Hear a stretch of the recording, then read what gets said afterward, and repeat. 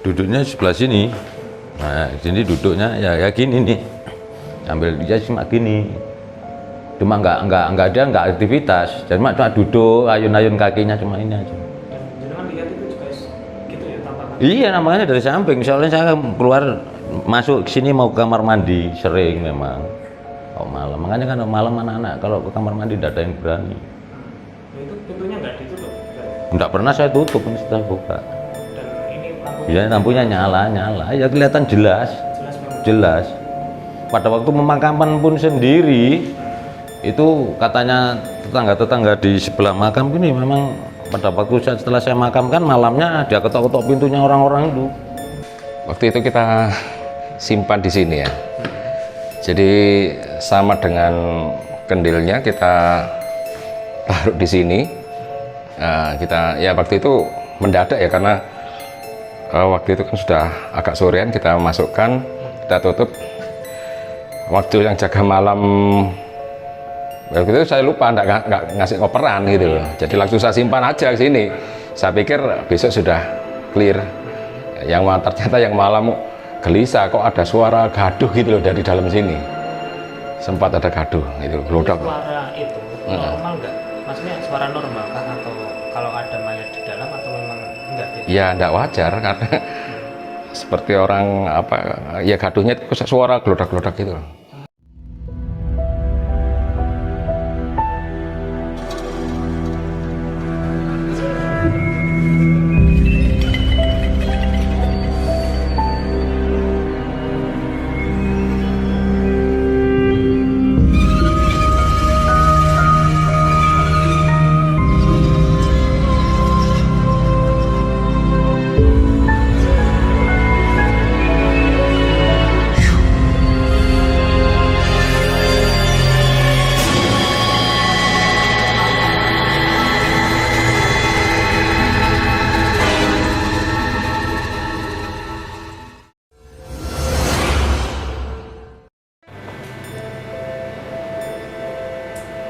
Pembaca Jawa Pos Radar Mojokerto dan pemirsa RMTV, edisi misteri kali ini kita akan mengulas tentang kamar jenazah di Rumah Sakit Umum Daerah Dr. Wahidin Sudirohusodo, Kota Mojokerto.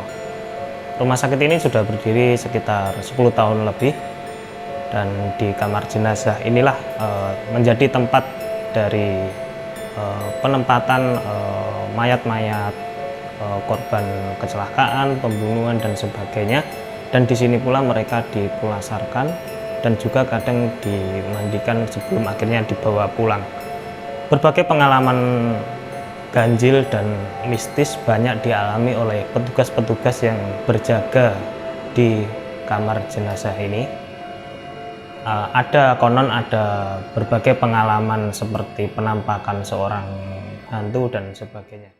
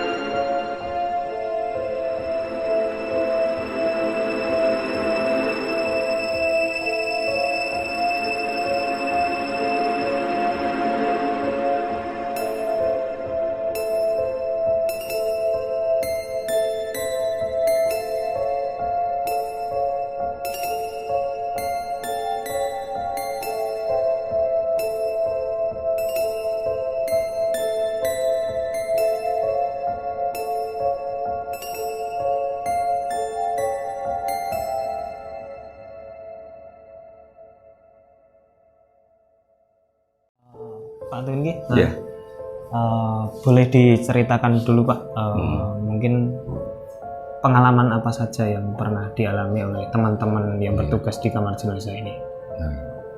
Kalau ada pengalaman yang memang ada istilah pengalaman pahit, pengalaman menyenangkan itu kan ya saya ceritakan ya pengalaman yang menyenangkan dulu aja ya. Jadi kalau pengalaman yang menyenangkan itu bagi saya itu kan memang di sini itu kan tempatnya orang susah ya. Intinya kalau kita bisa membantu menyelesaikan permasalahan yang dihadapi oleh keluarga-keluarga yang kesusahan istilahnya ya, itu merupakan kepuasan tersendiri buat saya. Jadi intinya kasus-kasus yang masuk di sini paling banyak memang kasus laka, dan yang 2 tahun kemarin itu kan sempat ramai kasus pemulasaran COVID itu juga banyak di sini. Iya, kan ini banyak dinamikanya juga, baik itu yang keluarga menolak protokol, itu juga menjadi problem tersendiri juga. Bisa dijelaskan secara sederhana kalau misal ada jenazah yang datang itu biasanya langsung dibawa kemana dulu? Oh iya, jadi jenazahnya kita langsung bawa ke sini.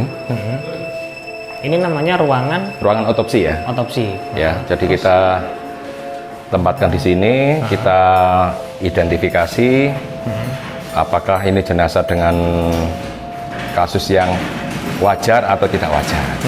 Baik itu identitasnya, itu kita gali semuanya di sini sambil menunggu keluarga.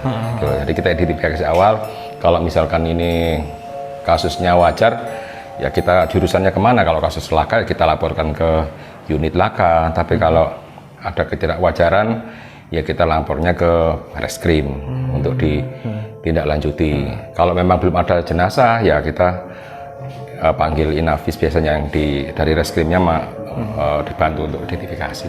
Proses identifikasi itu biasanya berlangsung berapa lama di sini? Kalau yang itu tergantung kondisi ya. Jadi kadang-kadang kalau penemuan yang sudah membusuk itu kan lama. Jadi kalau sudah kerusak itu kita perlu teknis khusus memang. Jadi untuk menggali sidik jari hanya kita. Kalau jenazahnya sudah iktp enak mudah, tapi kalau belum pernah iktp itu yang susah.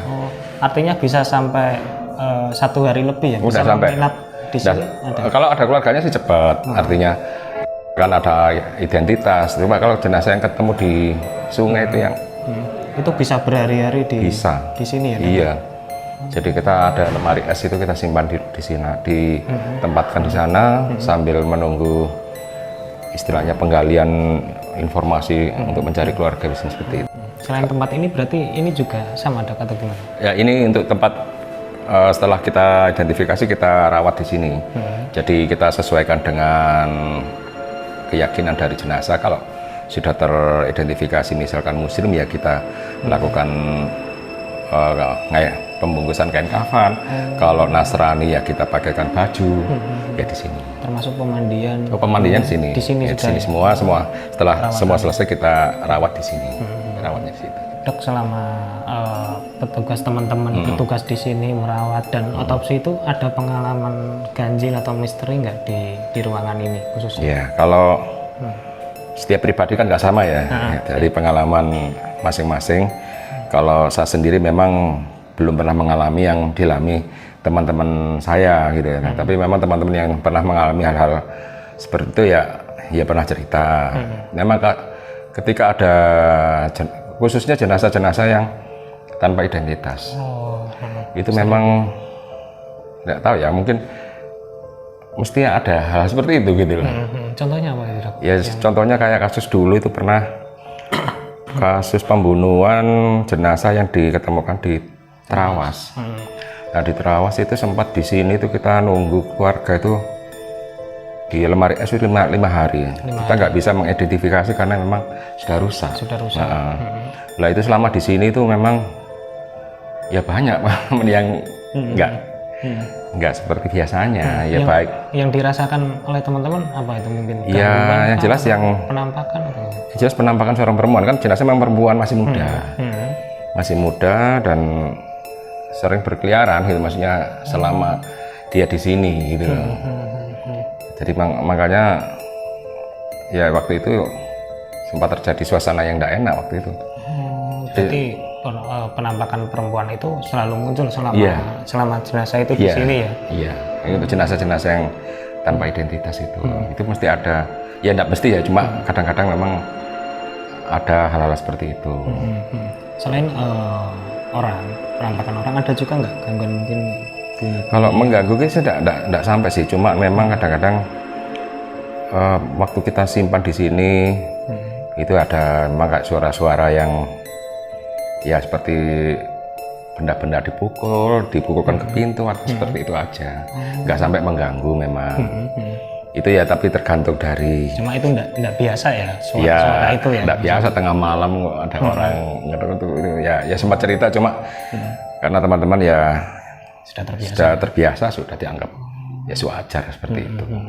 Itu intinya terutama jenazah yang tidak ada identitas. Mr. X gitu ya? Iya, Mr. X biasanya. Selain ini kan di ruangan jenazah ini, selain di kamar otopsi ini ada juga tempat lain Dok untuk perawatan jenazah? Udah ada. Udah ada. Udah Berarti ada. di sini. Ya cuma di sini, fokus di sini. Cuman memang kemarin waktu KLB kasus tol Sumo ya kita itu gimana Dok? ya ikutnya memang waktu itu kita nggak nyangka sampai sebetulnya kalau jumlahnya sih kalau akumulasinya masih tetap banyak perawatan kita selama 1 bulan, cuma karena waktu harus 1 hari itu kan ya memang sempat kelanjut. Untungnya dibantu dari Polda juga, bantuan dari rumah sakit Polda ke sini. Ada pengalaman khusus nggak setelah menangani kasus-kasus luar biasa seperti itu? Mungkin yang membekas gitu, mungkin terngiang-ngiang dengan Ya sosoknya atau? intinya kan kesimpulan saya itu begini, kalau keluarga itu kalau memang ya memang keluarga sini ini memang tempatnya susah ya. Cuma kalau bisa itu ya jangan sampai histeris ya atau berkelanjutan. Karena ya sampai waktu itu karena nggak kuat dari mentalnya sampai kesurupan. Jadi kita nggak bisa kerja, malah gopoh dengan keluarga waktu itu. Oh, salah satu keluarga korban itu? Iya, jadi sampai kesurupan kita nggak bisa kerja ya karena harus bantu dia untuk bisa tenang. Kita juga nggak punya, oh ya gimana ya, harus langsung keluarga saya suruh bawa pulang. Keluarganya yang kesurupan tadi, kalau nggak gitu kita nggak bisa kerja. Memang waktu kejadiannya tengah malam, jadi harapan saya sih memang kalau ya memang namanya musibah semua orang juga sedih, tapi jangan sampai berlarut-larut. Gitu. Dok, ini di sini juga banyak barang-barang, ini bisa ditunjukkan satu persatu mungkin Dok? Oh iya. Yang ini.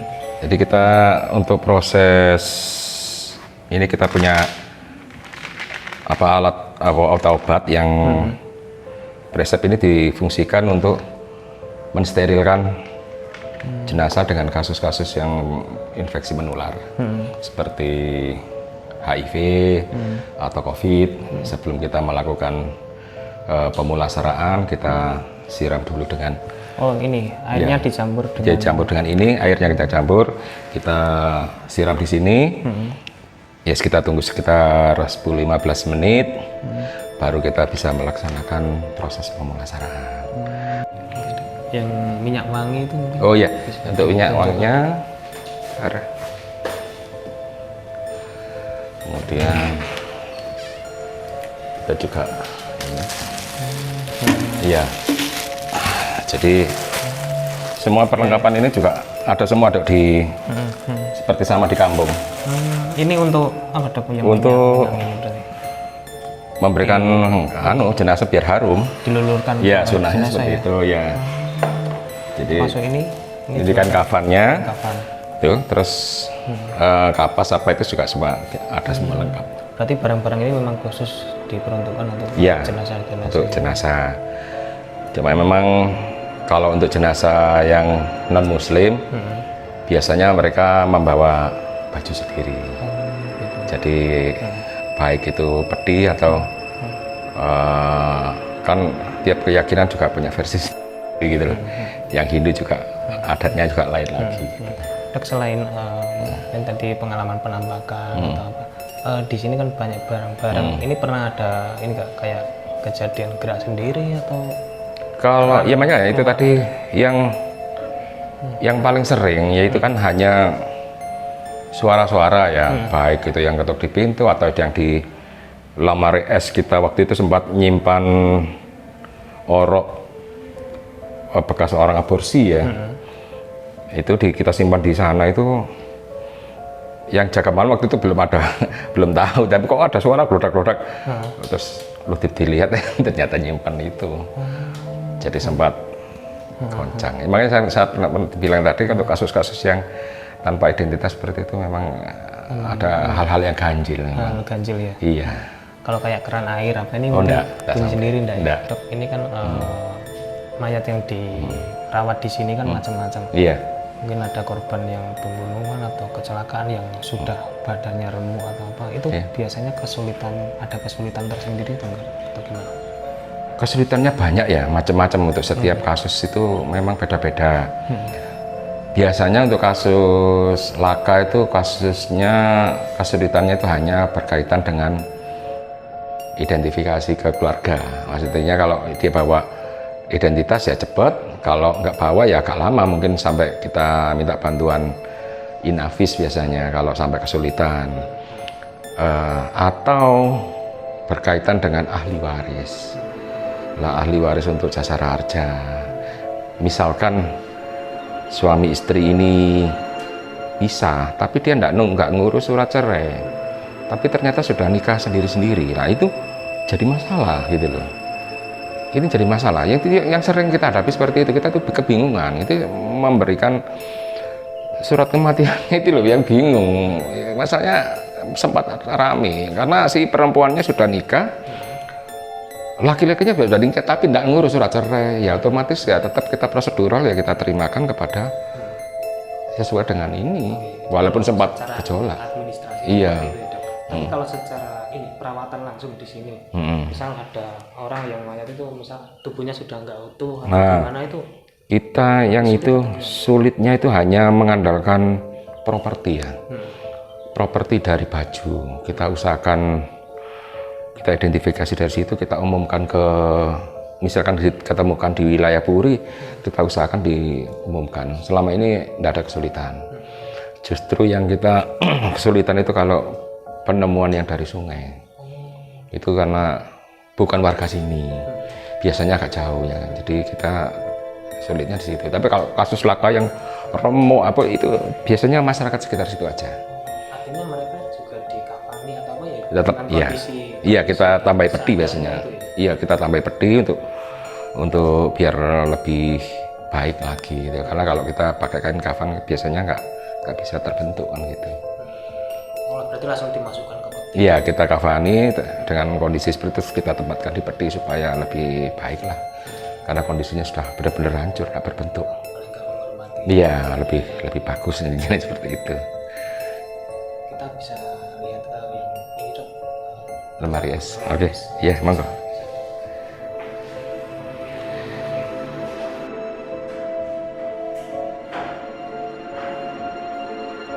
Ini kita punya 4 freezer. 4 freezer ya? Iya. Berarti ini ditumpuk ini? Iya, satu freezer ini satu jenazah.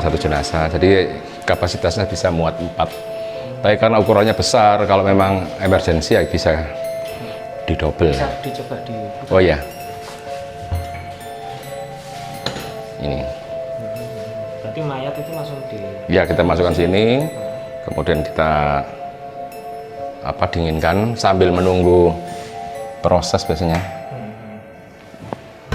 Seperti itu. Ini untuk indikatornya. Ini mayat yang biasa disimpan di sini itu berarti yang seperti apa? Kebanyakan itu yang tanpa identitas. Sambil menunggu keluarga kita simpan di sini. Kemudian kalau memang sudah ada keluarga ya kita keluarga. Berarti itu dari berapa hari setelah atau kejadian lah, setelah berapa hari gitu akhirnya? Biasanya ada toleransi sekitar 12 atau 24 jam lah. Kalau misalnya lebih dari 1 hari ya kita masukkan supaya tidak sampai terjadi pembusukan. Atau jenazah yang masih sudah ada identitas tapi masih misalkan mau dikirim ke luar Jawa, masih nunggu pesawat, itu ya kita freezer di sini. didinginkan Nah. supaya tidak mengalami Pembusukan, ya. Dan itu bisa biasa paling lama itu berapa hari di Kita yang selama ini yang paling lama pernah sampai sekitar 7 hari. 7 hari? Ya, 7 hari, 7 sampai 8 hari kita pernah nyimpan di sini. Itu yang kasus penemuan di sungai di wilayah Jetis. Karena memang tidak kunjung ada Tidak kunjung keluarga, akhirnya kita makamkan secara Mr. X. Mr. E. Iya. Tadi pernah sempat disinggung ya soal orok ya, Iya. bayi disimpan di sini terus ada kejadian ganjil itu seperti apa? Dok? Mungkin bisa Iya. Waktu itu kita simpan di sini ya. Jadi sama dengan kendilnya kita taruh di sini. Kita ya waktu itu mendadak ya karena waktu itu kan sudah agak sorean, kita masukkan, kita tutup. Waktu yang jaga malam waktu itu saya lupa nggak ngasih ngoperan gitu loh. Jadi langsung saya simpan aja di sini. Saya pikir besok sudah clear. Ternyata yang malam gelisah, kok ada suara gaduh gitu loh dari dalam sini. Sempat ada gaduh gitu, gelodak. Suara itu normal nggak? Maksudnya suara normal kah atau kalau ada mayat di dalam atau memang enggak biasa? Ya enggak wajar karena seperti orang ya gaduhnya itu suara gelodak-gelodak gitu. Berapa lama itu Dok katanya? Ya intervalnya enggak mesti ya, duduk diulangi terus sampai akhirnya yang jaga malam keluar karena enggak tahu, terus tanya, ada kejadian apa tadi? Itu nyimpan di lemari ada orok gitu, jadi baru tahu, nggak berani tidur sini. Enggak berani. Karena ada kegelisahan itu tadi. Tapi besoknya sudah clear semua. Jadi suara itu sampai terdengar Enggak ya di sini, yang jaga malam kan di sini sempat dengar ini kok. Kayak orang ketok-ketok ya? Iya, jadi suara-suara seperti itu, gelodak terus gitu. Dan itu sampai sekarang nggak tahu ya asalnya dari mana? Nggak tahu. Tapi setelah orang itu enggak ada, ya sudah enggak ada. Iya, hilang lagi udah. Ya waktu menyimpan itu tadi, waktu kita sempat ada kejadian itu. Itu memang dia itu bayi itu korban itu tadi? Aborsi. Aborsi? Ya, jadi diaborsi sendiri. Yang kasus di Margosari pernah ada gelar perkara dulu kok, tahun kemarin, 2 tahun kemarin. Oh iya. Yang kasus. Selain kejadian orok ini, ada juga nggak kemarin? Kalau yang lainnya ya wajar semua ya, jadi kebanyakan ya ada yang ada keluarga nunggu-nunggu itu aja Pak. Intinya yang kasus-kasus yang tidak wajar itu memang biasanya ada penyerta seperti itu. Jadi kalau kasus Mr. X pembunuhan yang belum ada identitasnya seperti itu biasanya membawa itu. Iya, ada saya rasa. Tapi ya memang tergantung yang jaga. Kalau yang berani ya tetap di sini, nggak berani ya di sini di luar. Iya, iya, kita dulu.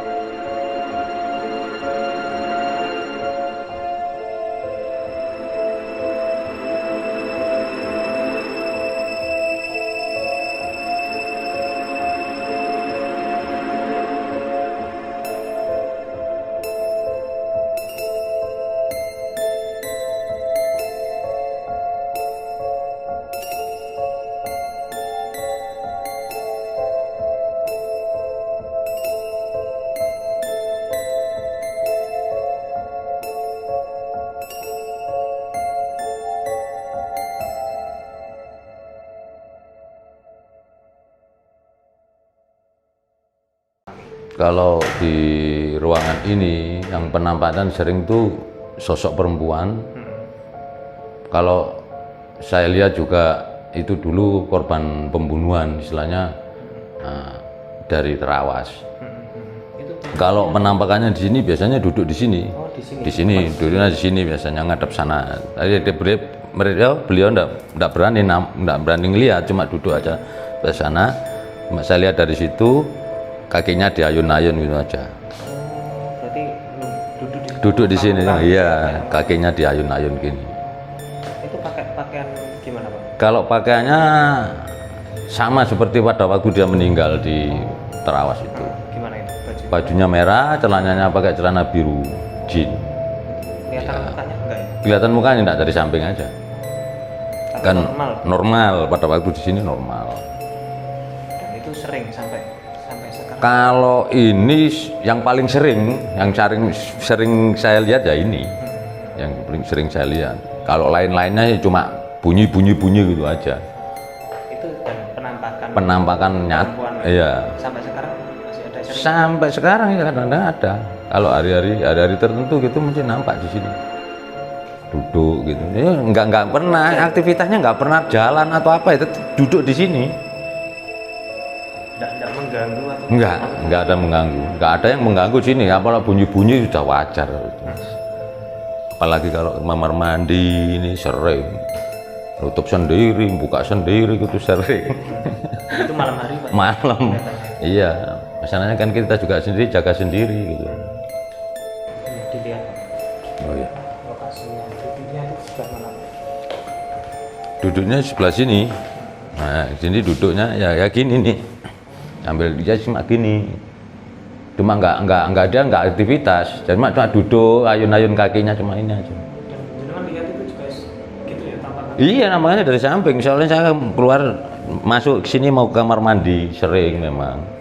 Oh malam, makanya kan malam anak-anak kalau ke kamar mandi tidak ada yang berani. Itu pintunya nggak ditutup?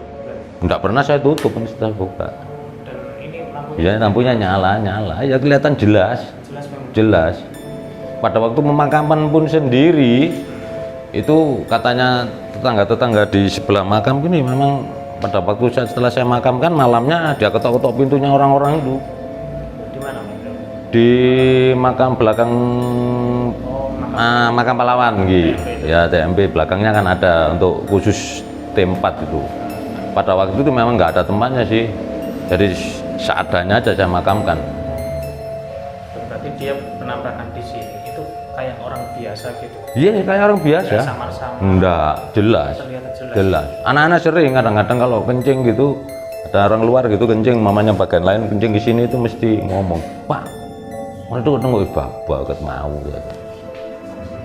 Nggak ada yang katakan atau coba cek ke sini? Enggak pernah ada, cuma ya kita sendiri aja mah diem gitu aja, yang penting nggak ganggu. Ya lihat kan alamnya beda. Kan cuma yang mungkin ya enggak tahu minta mau tolong apa atau mungkin kita nggak berani juga gitu loh. Masalahnya meninggalnya kan pembunuhan gitu. Yang bersetiap malam ada. Bukan setiap malam sih ya, malam-malam tertentu, cuma yang paling sering penampakan ya dia ini Nah, selain di sini jangan pernah di belakang sini. Pada waktu duduk di situ tuh sering, memang dari sana aja sering orang-orang tahu ya, dari ini kan lurus ada ruang rawatin apa. Kalau dari sana mesti di sini biasanya berdiri gitu, pocong, sosok pocong di sebelah sini, di luar tapi nggak di dalam, di belakangnya ini. Selain di ruangan pemandian dan perawatan ini ada juga nggak pengalaman di mungkin di ini kulkas jenazah? Oh, kalau kulkas pada waktu ada penitipan bayi aborsi TKP Magersari itu tiap malam sudah. Ini belum Iya, ada baunya terus. itu jenengan sendiri yang mengalami? Iya, saya sendiri yang ngalamin. Masa pada waktu saya jaga malam. Nanti kasusnya pagi gini datang, cuma teman-teman nggak ngasih tahu, surat teman nggak ngasih tahu kalau ada jenazah. Saya malam, kok nggak enak sih, kok nggak enak. Terus teman malam, titipan, makan nih, kayak gitu. Itu suaranya gimana? Ya kalau suaranya sih ya kayak orang ngetuk-ngetuk gitu, potak terus. Keras ya? Keras, terdengar, supir-supir aja lari semua, ada yang berani masuk. Jadi sampai pada kaget semua itu ya? Mm-mm. Padahal sering mas, kalau gitu-gitu tuh sering. Kak kulkas ini kan mungkin ngasih tanda atau apa. Kalau mau ada kiriman apa serain bunyi gitu malam. Dan itu banyak di Itu 90% mesti ada kiriman. Dengar, iya, bunyi ya, ngasih tanda ya, sering. kita bisa lihat ini tempat kambing. Kulkas, oh iya, monggo.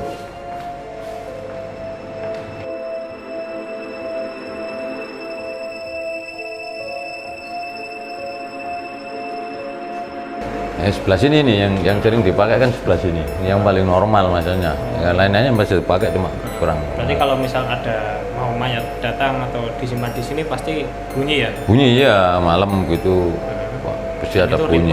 ritmenya Ya kayak orang patrol gitu, kotak ya gitu, Kenceng gitu ya ya? kenceng. Selain pengalaman ini apa, orok bayi, ada juga nggak yang Ada pada waktu penemuan mayat di Jedes di sungai itu, di TKP Jedes, kan di sini 12 hari. iya, Pada waktu besok dimakamkan malamnya, ya ada bunyi-bunyi gitu, akhirnya ininya buka kunci ini. buka? Mm-mm. Gimana maksudnya bukanya? Bukanya langsung buka gini, padahal Ini pintunya juga pintunya buka. padahal itu waktu itu Pada waktu itu terkunci. Iya, kalau nggak ada yang buka kan nggak mungkin. Kan sini kan Itu malam rapat hari ya? malam, terus paginya dimakamkan itu.